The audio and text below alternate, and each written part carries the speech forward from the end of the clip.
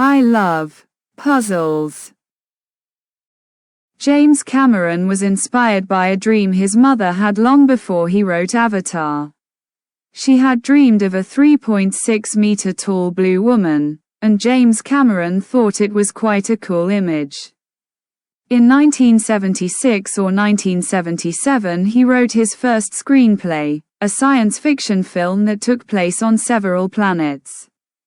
One of the planets was populated by these blue creatures that later became the basis of the Na'vi in the Avatar movie.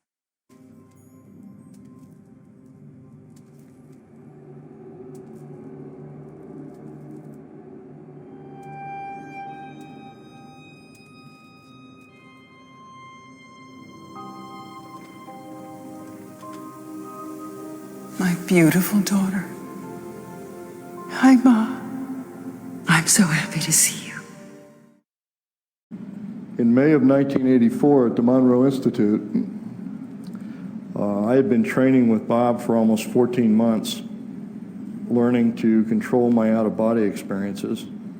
I had had spontaneous out-of-bodies for many years, and Bob had been training with me in his lab at the last year of my time at the project, Stargate project. During that period, my training officer, Skip Atwater, would come in from the project and test me to see whether or not my remote viewing was getting any better. And one of his tests that he brought, one of the training tests that he brought, was a target that I didn't know anything about. Normally I did mundane targets like quasi-military targets. Well, this particular week, he brought a Mars target. I didn't know it was a Mars target, but he gave a sealed envelope, neither did Bob Monroe. He gave a sealed envelope to Bob Monroe, which inside had a card that said Mars 1 million years BC. Pyramids huge, but different this time. The reason these were different is because they were a cluster. These are like shelters from storms. Designed for sleeping, I specified hibernation, sleeping through savage storms. I'm asked to find out why. They're an ancient people trying to survive. It's past their time and age. They're waiting for the return of someone sent to find a new home. Their world passed through the tail of a comet. I had a sense that their atmosphere was stripped away or destabilized when it passed through the tail of the comet.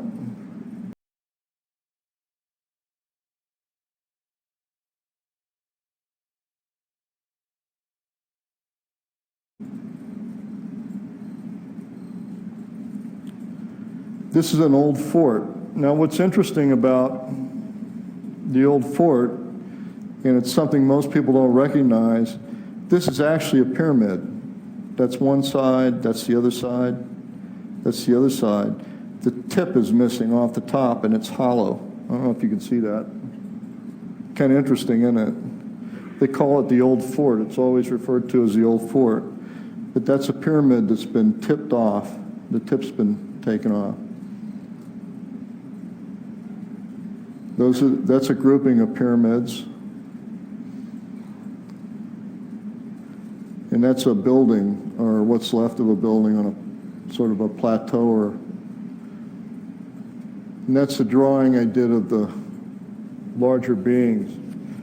What I think in actuality, there really are no such thing as Martians. What I think Martians are is us. I think we're descendants of the original inhabitants of Mars.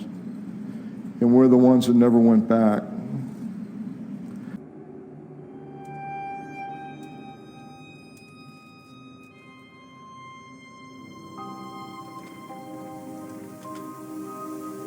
My beautiful daughter. Hi, Ma. I'm so happy to see you. Did Werner von Braun predict Elon Musk? Rocket pioneer Werner von Braun wrote the book Mars Project in 1948-49, describing in detail a manned flight to Mars. This was first published in German and English in the early 1950s after 18 US publishers rejected the manuscript. A short time later, it was extended by a technical appendix and published as The Mars Project in 1953. But a real controversy arose around this book when aerospace engineer Toby Lee published a page of the German version on Twitter in December 2020, where the leader of Mars was named Elon, and Musk himself asked if this was real. More specifically, von Braun wrote, "The Martian government was directed by 10 men, the leader of whom was elected by universal suffrage for 5 years and entitled Elon." Elon was therefore not a name but a title, still a curious coincidence, considering Elon Musk's passion for Mars.